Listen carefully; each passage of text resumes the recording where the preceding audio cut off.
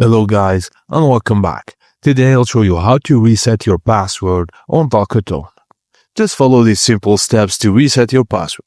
Firstly, go to Talkatone's Zendesk password reset page. You will find the link under this video's description. Input the email address associated with your Talkatone account. Look for an email from Talkatone with instructions on resetting your password. If you don't see it on your inbox, check your spam or junk folder. Click the link in the email to access the password reset page and enter a new password to confirm it. Return to the Talkatone app or website and log in using your updated password.